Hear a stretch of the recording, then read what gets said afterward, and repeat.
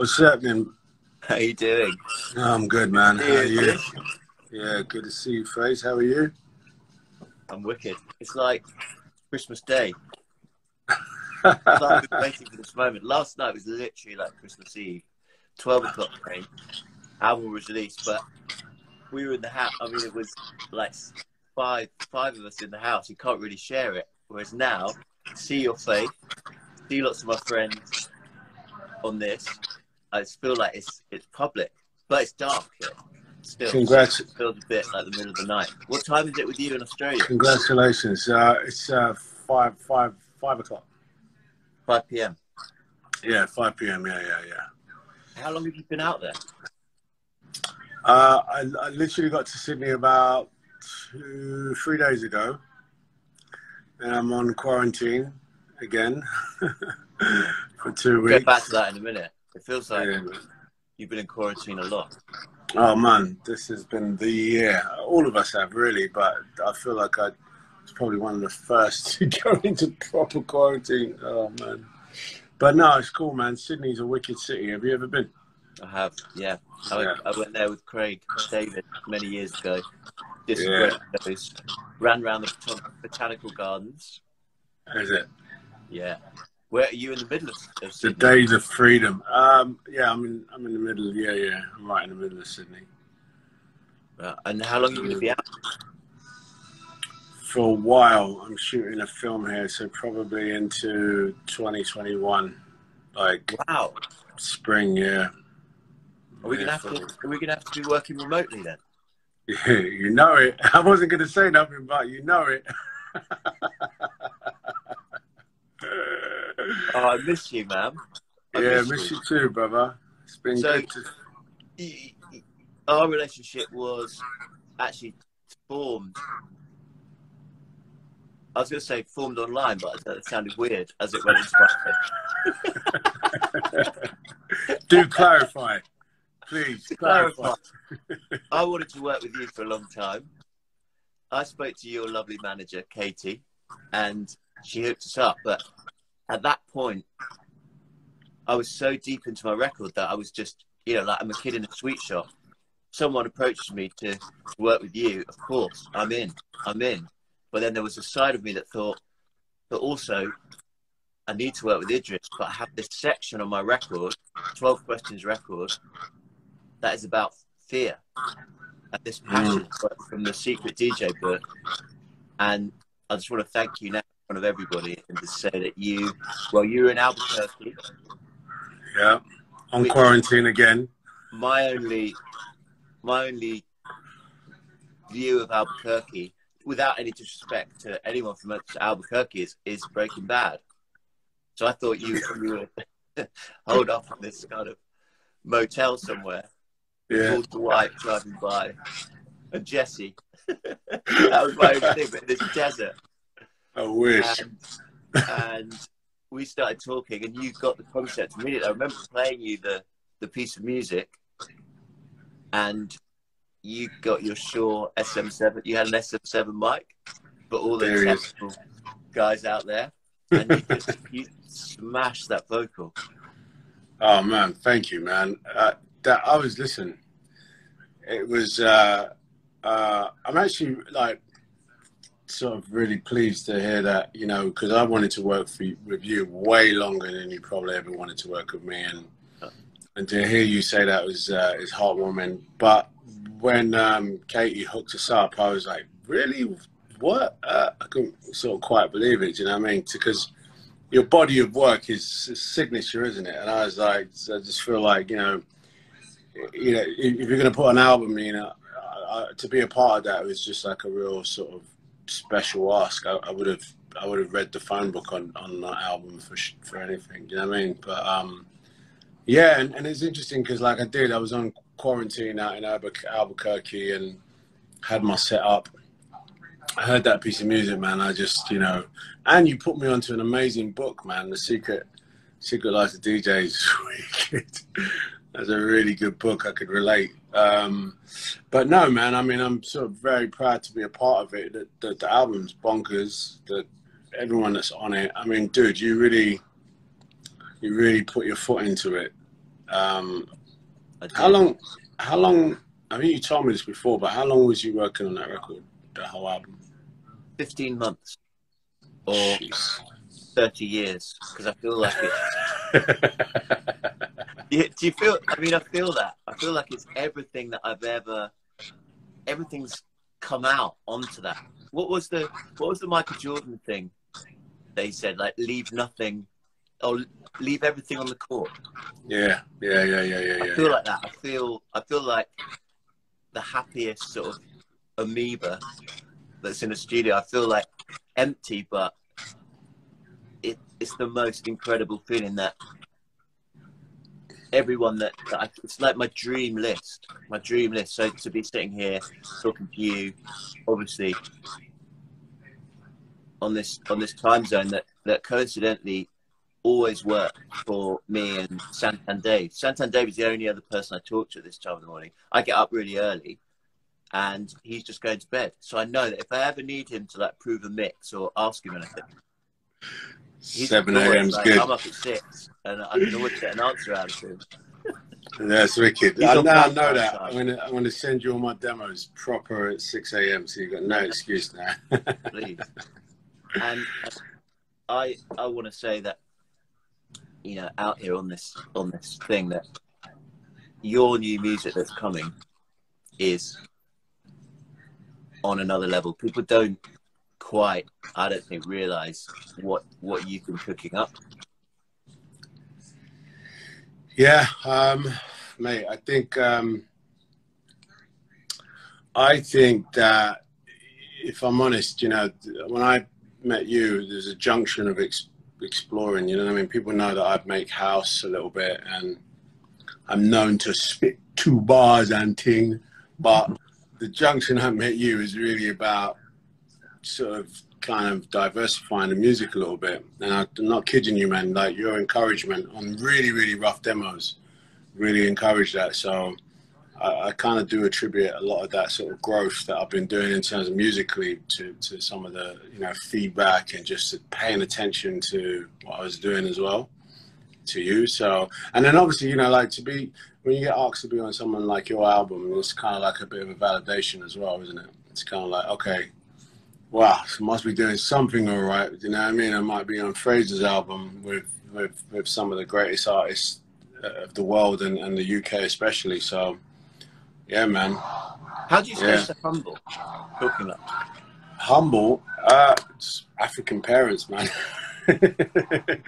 My mum would just straight conk me in the head if I was all big-headed. It's just like, who do you think you are? But you're a humble dude, man. Like, I don't think, you know, people know your resume, but I think after this album, people go, oh, wait a second, is he the man behind? Oh, wait a second, do you know what I mean? Because you stay pretty humble. When I met you, I was like, this dude's not a big head at all, you know what I mean? Like, you just come off that massive moment at the Brits, I think. And he was just like, oh, yeah. Like, he was all over the paper. I think you had a #1 record at the same time. He was like, oh, yeah. you know, I don't know. I know we're the same in that the progression in life and in music and in everything that you do, in philosophy, in your thought processes. I always feel like a student. Hopefully not in a self-deprecating way, although it can get like that sometimes, where I definitely have imposter syndrome. But it's somewhere that keeps you grounded, it keeps you hungry, because I'm just like walking into the studio every morning around the same time, and I'm just like a kid in a sweet shop. Just, what's the next thing? What's the next thing? And I feel very new to it. But I think maybe that's the thing, and that's the excitement of the record. I just came into the studio every morning, just started making music that I'd always wanted to make. It's interesting working with such great artists that, you know, when I'm working with you, I want to support you. I want to hear the music that you've written. I want to meet your family. I want to get into Idris's world. Deeper. And that's amazing, and that's what I will continue to do. But for this is a personal, on the musical level, a very personal thing. I've had incredible collaborators on the music, but that was me bearing my soul. And then obviously the questions the 12 questions feel like that's something that I'm projecting out, that it's way, way, way bigger, because questions like fear or faith, or do we really care, or what matters most, how much is enough, are just these huge.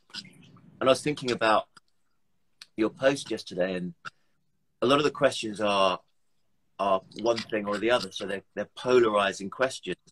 And it really got me thinking that this year, to me, more than any year that I can remember, has been so polarizing in terms of, do we really care, where you have the amazing work of the frontline workers caring for inordinate amount of people, and then you have George Floyd, and then you have communities that are coming together, and then you have Nigeria, and just the world seems very polarized. Do you feel that?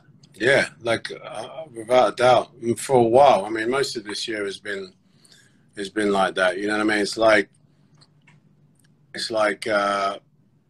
you know, I don't know, for anyone that's sort of been a part of a family splitting up, you know, whether it's parents or your siblings or, you know, your partner, that split is very polarizing. You're kind of like not sure which side to stand on. You want to make a decision or you want to make a stand, but you're fearful of, you know, offending this or being a part of something. You know what I mean? It's troubling times to sort of have a stand. It's kind of hard to, like, all right, yeah, everyone should have a stand, but where do you stand when the whole thing is splitting apart? And essentially, you've got love for the whole family. You've got love for all of it. You know what I mean? It's kind of like, you know, more than anything, I think that everyone in 2021 will recognize this is a year, 20 years a year that, you know, you had to stand for something. You had to stand for something. If you know, if you don't have a leap of faith in this year, I don't know when you ever will. You know what I mean? And you know, at least one thing's for sure, that, you know, like, for example, expression has not been, you know, even though expression has been punished, like right now we're seeing the Nigerian youth sort of being punished for their expression, but they're still expressing. They're like, I'm not standing for this, you know. We've seen the protests around the world about just equality. At least expression has not been killed. More than any time, I think, like I was in the 80s, growing up in the 80s when Brixton, you know, expressed, Tottenham riots expressed their anger, do you know what I mean? And, you know, essentially people can plateau or they can say something. And this is the year that people have said something. But it's also the year that we've had a pandemic. It's also the year that we've seen leadership fail us. It's also the year we've seen superpowers not that super. Do you know what I mean? It's kind of like, it's interesting, man. And for you, like, you being able to sort of express yourself in a body of work like this album is wicked, but it's expression as well. Do you know what I mean? You haven't, it's not like you've gone, well, I'm not going to make music, or I can't make music. You know what I mean? Your expression. I think for me is this album, and I'm always really bad on this, by the way. I'm a terrible publicist, because I just come into this, I want to talk to you like the mate that you are, but a few people I could see were just asking what this topic is about. I mean, the most important thing for me is that it's two mates talking at 7 o'clock in the morning or 5 p.m. and catching up, which is the most important thing. But side note, my album's come out this morning, which is Future Utopia is the name, and the album title's 12 Questions. So just to answer people's questions that are asking. And it's a great album. It's a great album. Go out and get it. And also just, it is the album asks 12 questions, just to be specific. And so, you know, listen to it, and listen to it with that in mind, and then listen to it with what we've been talking about in mind as well. You know what I mean? And that, coming back to what you were saying, was my anxiety around all of these deep questions that can relate to fear or faith, can relate to so many different angles. It's a very personal thing, or it's a question out to society, and questions like, do we really care? Questions like, what matters most? You know, where all these incredible artists have dug deep.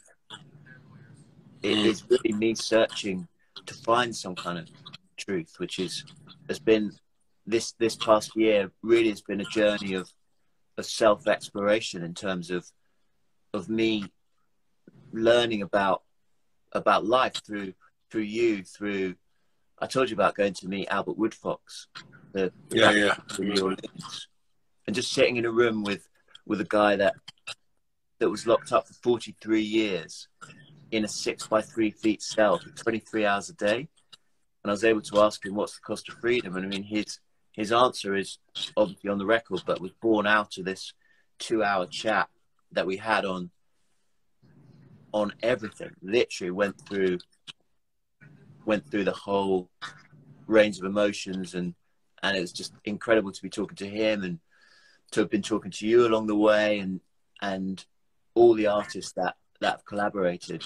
So amazing, from poets to activists. And I think that this period of lockdown, if anything, has forced us to be very introspective as a society. And that, going back to what you were saying about expression, hopefully will give rise to more expression, whether it's art, whether it's activism, where ultimately expression has to change things. And I think that the lockdown has shone a spotlight, a really cruel spotlight, on many of the injustices in the world, which I've been hoping to do on the record, because there's some very serious topics that we're talking about that is shining a light on the incredible talents of you and Stormzy and Bastille and Dave and Simon Armitage and Catherine Fredericks. But it's also, through your words, shining a bigger light on humanity, which sounds super lofty for 7 in the morning, man. But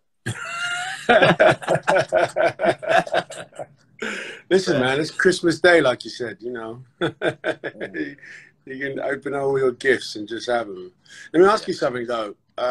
Grace, like, since making this record, has been doing it for 15 months, the sessions that you've had outside of your record, like, how do you go from writing this bit of scripture to writing a pop song, if you've had to, or can you? Has that been troubling? I mean, have you found yourself sort of leaning away certain sessions because you just can't lean out of your work, or has it been easier to jump back into sort of like just writing with really good artists?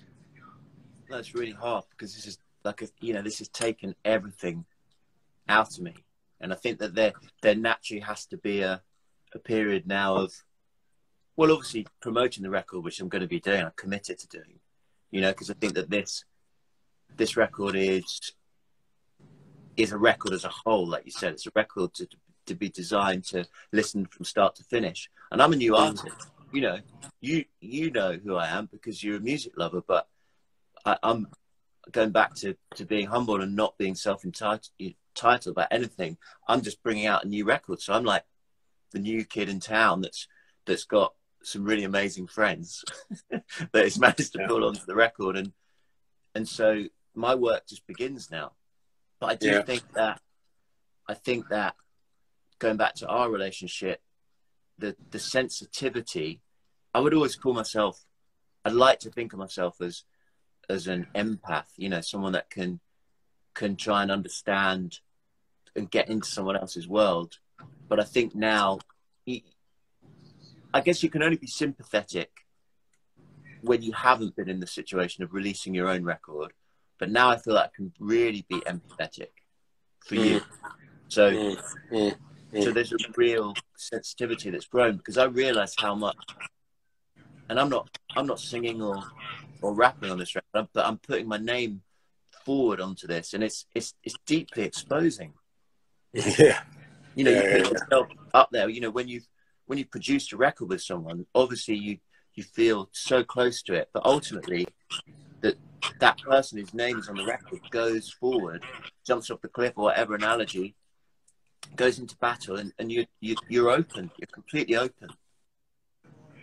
Yeah. Do you feel like that every time a film comes out? No, but I feel like that, you know, once I've done a take in a film, on a film set, once the director's gone, love it, moving on, feel completely exposed, because there it is, my art's gone, and then I don't see it or manipulate it or finish it until it goes into someone else's head, you know what I mean? So I do feel exposed that way. When a film comes out, by the time I've done it, I'm sure I can be removed from it a little bit, you know what I mean? And it's sort of very different. Music is just more personal, isn't it? It's your own handwriting, so to speak, you know what I mean? Literally, you know, it's kind of like with a film, you're sort of playing a character and you can sort of hide behind that a little bit more. But, you know, and listen, by the way, a lot of artists do hide behind the character of their art, whoever their artist, you know what I mean? Rappers do it. Some pop stars do it, you know what I mean? They hide behind the showman, and that's what. Hide behind their narrative. Yeah, exactly. Yes, I think it's harder now.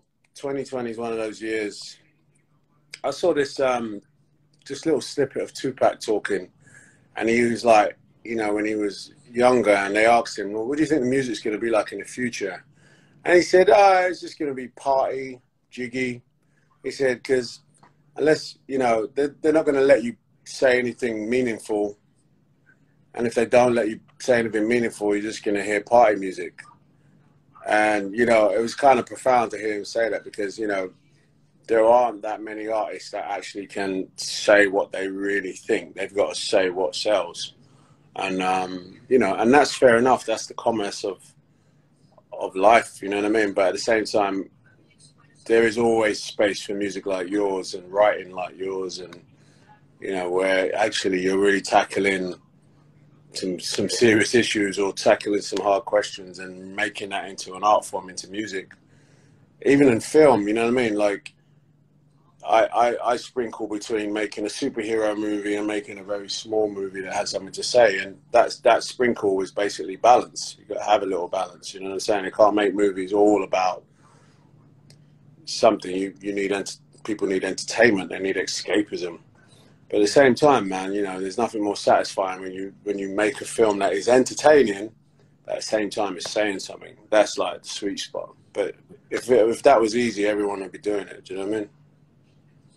That's the thing. I was thinking about our wildly different upbringings, but in the 70s, and the music that we must have been listening to, and just hearing you talk reminded me of going to see, but listening to the first Public Enemy record, and then NWA came out, and that was my introduction to hip hop. Yeah. And it was interesting how then, well, previous to that, I'd seen punk. Right. That was obviously saying a lot, and then got introduced to, I was at school with, did I ever tell you I was at school with Tom Rowlands from the Chemical Brothers? No. Yeah. Really? So we used to jam. And what was he like, man? Was he like, talk about thing, personality? Yeah, but he was quite a quiet guy, and that I was always into guitar. So when I used to go around to his house, and he had like drum machines and things I'd never seen before, and like weird keyboards, just as you'd expect, and was this like savant of music. So just one day just said, I think you should hear this. I said, what's this? It was Jimi Hendrix live at Monterey. You know, like mind-blowing record. Then he said, you should check out Run DMC. They're really cool. Okay. Yeah. Like mind-blowing moments. And then first Public Enemy record, and then straight out of Compton.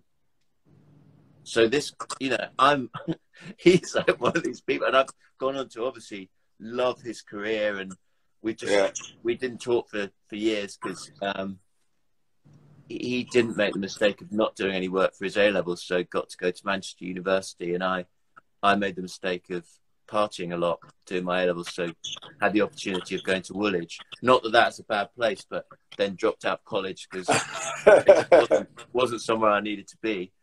Yeah. Our lives went wildly different places, and now it's kind of amazing how you get back in contact, and what an amazing guy. But yeah, those kind of records, and it was funny how it felt for me like for a long time people weren't really saying things until rap music started to come back into people's, you know, orbit, and maybe it's a sign of the times as well. Maybe we could look back in 100 years' time and look at how music has really been a reflection of the times. Without a doubt. Times, commerce, you know what I mean? Like, hip-hop became a business and not a forum for speech. It became a business, which is understandable because it influenced so many people and influenced the world. But at the same time, the business overtook the sort of expression of thought. You know what I mean? Of what people were seeing. Instead of rapping about things that, you know, communities are going through, it was rapping about what they want to do in a club, and that's fine because that was the business of it. But like you say, music definitely kind of, you know, it kind of molds in and out. And I think actually, like, the film industry, right? Well, the television industry went through a wicked shift. You know, went from sort of like everyday procedural, you know, soap opera type stories to, hey, we're going to tackle something different and say something, and started to explode. And the television, you know, revolution just blew up. And you got the best era of television over the last 10, 15 years, the best era of television. And then film is starting to follow suit because you're really starting to see new filmmakers and voices, and things are being said. And I think, you know, music definitely has the best years of it coming, because some of the artists that are coming up now have stuff to say. They really do. Like your album, you know, Shay Lingo's new album, these people got stuff to say, you know what I'm saying? It's stuff that actually is it is entertaining. You know what I mean? There's great artists on there that are going to please us sonically, but actually you might get something out of it. You know what I mean? You might, you know, like the speech you asked me to read about fear. And we talked about that because fear is something that I've just put in a box somewhere in the back of my head. It's like useless emotion. It's just useless, you know. And when I read that, I said, wow, fear is so controlling. It can be so controlling. And in actuality, I shouldn't say fear is useless. It's a key tool to remind us not to do stupid shit, but it's useless. You know what I mean? And I was really pleased. I could really resonate with that little insert for your album. I feel that where you're narrating that, you know, and I feel like there's no one else in the world that could have read that in the same way. Dude, when you sent that to me, you know, that was literally like COVID beginning. You know, I have COVID, I'm sitting in a house, alien house to myself, to my own. And you're like, yo, bro, I know this might be an odd thing to ask you, but would you like to be on the album? And would you read this about fear? Mind you, like I said, I put fear in the back of my head, but I was shitting my pants, you know. Who knew what COVID was, you know what I'm saying? Like, maybe this was my time to go. And I just remember thinking, yeah, man, I'm doing it. Like I said, you could have asked me to, you know, read the phone book. I would have done it, because it was just that, it was just a weird junction to have to ask to read something about fear in that particular poem. Just was, do you know what I mean? Like, I really resonated. And definitely, I said this to you earlier, it was one of the junctions that I learned to play the guitar at that house a lot more, and I was sending you mad little, you know, 2-bar loop demos. Do you know what I mean? But trust me, man, that junction there, while you was making that album, that's when I sort of like let go of a lot of my own fears about music and what my capabilities are and not. You know what I mean? So It's interesting, man. Amazing times, isn't it? Are you still playing the guitar? Have you got Yeah, the guitar in Australia? definitely. Still got it. And I'm no better. I'm no better, bro. I mean, it's interesting from my side, the way, like, guitar is my first instrument, and I hear you play, and it's, the thing is, the combination of your voice and the guitar is something that I can't wait for people to hear, because it's unique, and it's say soulful, that can just be a word sometimes that's knocked around, but where you say soul from a point of your actual inner being, which is what I get on those things, I feel like you could release like a WhatsApp album that where you just may add those notes, because they're like being in a English winter and standing next to a fire. You know, you just want to get near to it, and it just warms you. So Right. keep those voice notes coming, and I keep promise. I promise I will, man.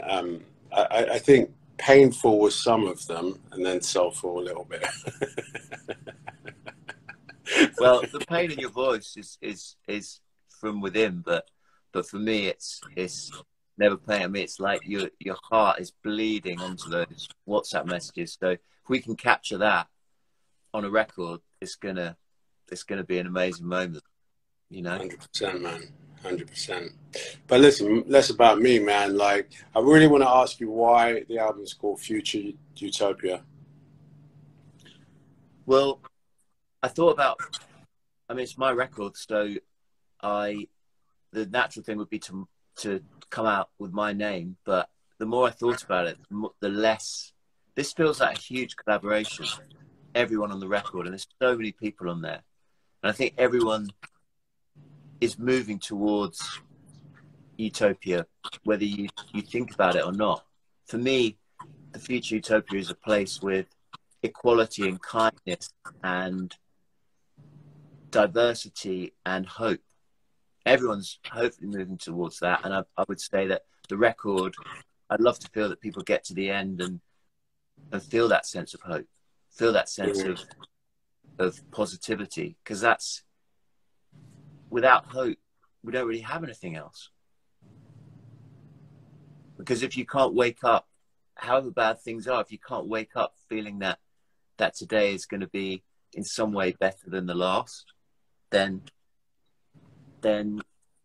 what have we got? I think that's the bigger picture. But also, I think from a project where you can hang different styles into it, you can go into different albums. I mean, I always thought that Future Utopia was more like Massive Attack or the Gorillaz or Left Field than me.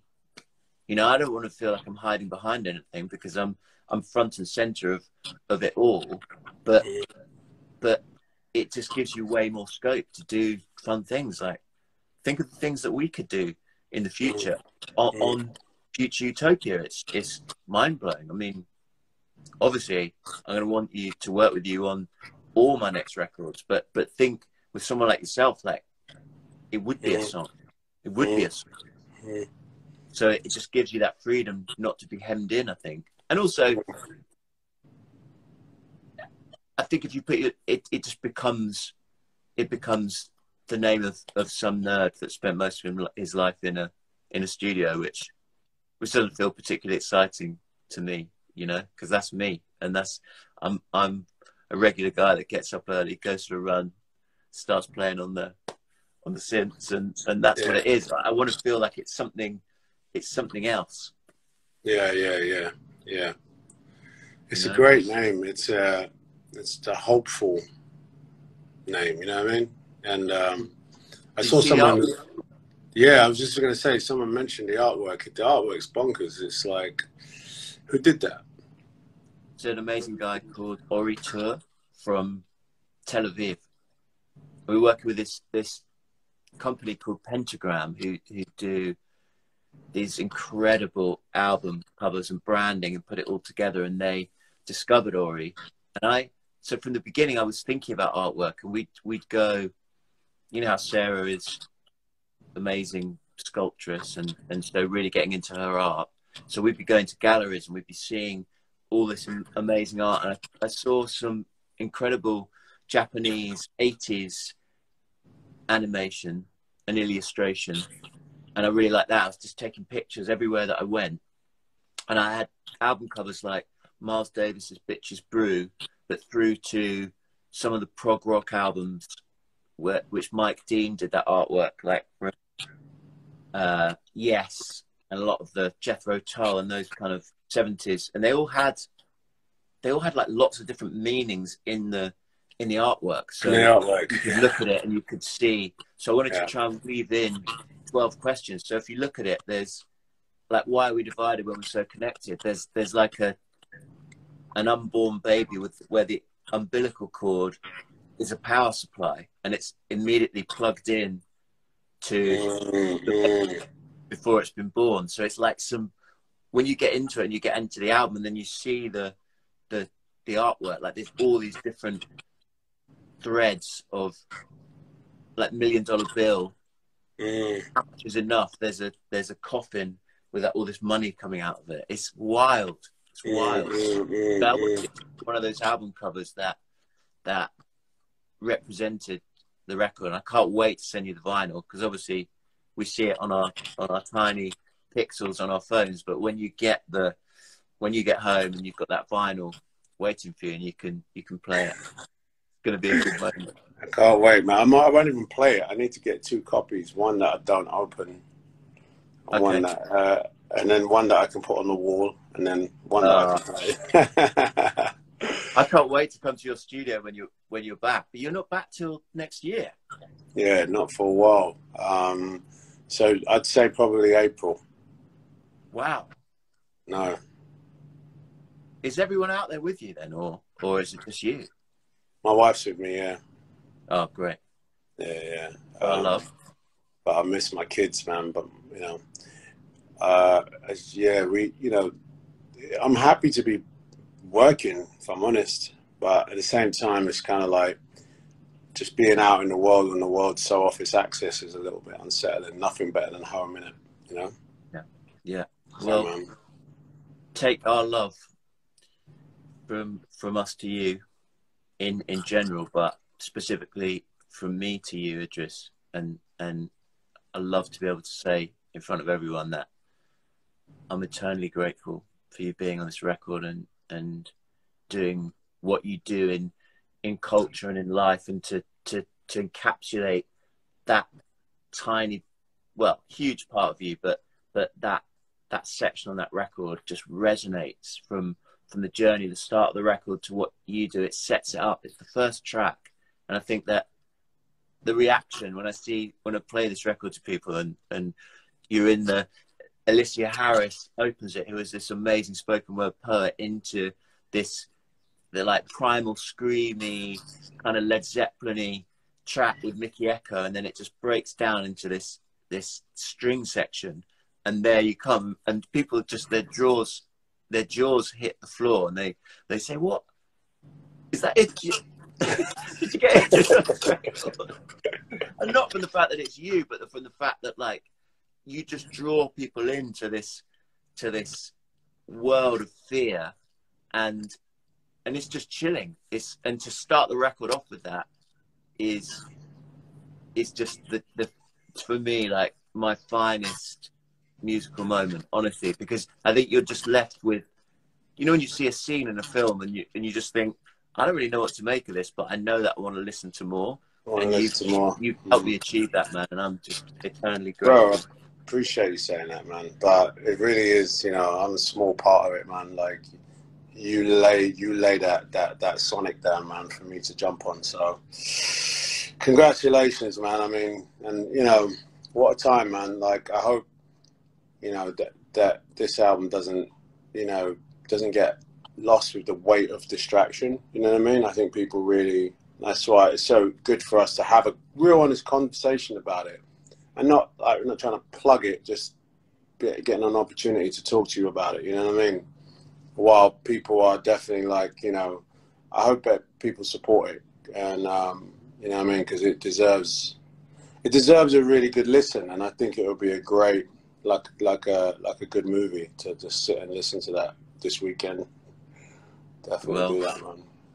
Well, so much love, man. I really appreciate that. It's like you said, left nothing on the, left everything on the court on this, and I feel like I can talk about it for where I'm taking myself out of it. I do encourage people to listen to it, because the amazing collaborators like yourself and Stormzy and Dave and Simon Armitage and Albert Woodfox and Kano, and like my dream list of people, but my dream list of people because you've all, of what you bring to it, not because I can just have a record and say, oh, I just work with all these people, because I know I'd work with you in the future, but it's the fact that within these questions, it's asking people to question themselves, and change comes through questioning. So may that be the point of this record, and to hopefully bring about change, whilst at the same time going, I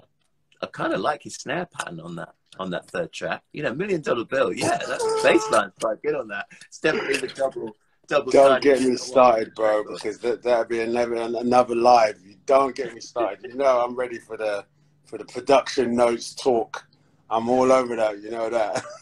That's the thing I love about our relationship. You know, I zoom out of this and I think, what's this 49-year-old guy, me, talking to this megastar? And then I go, well, we're just two music geeks. That's really where we get on, isn't it? Where we can look around each other's studio and go, oh, you got one of those. Oh, you got one of those, yeah? Like, okay. That's what I want. So maybe we'll have off Instagram, we'll have another FaceTime. We can just do our regular geek out, because I miss that.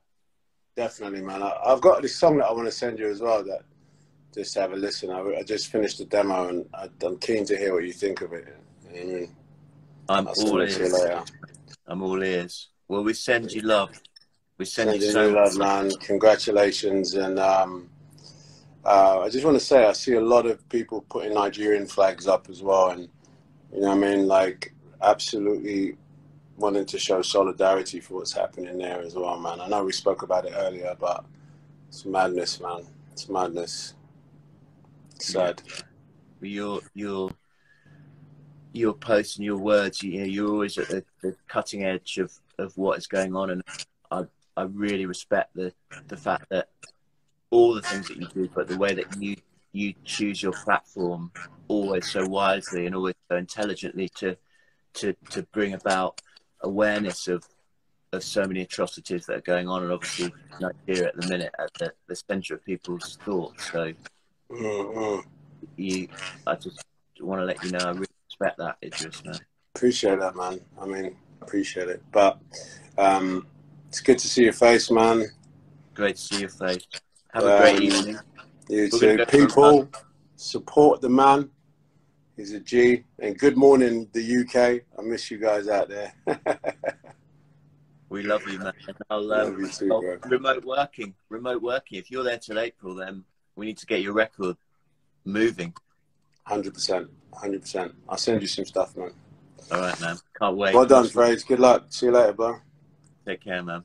Bye. See you, people. Love. Much love.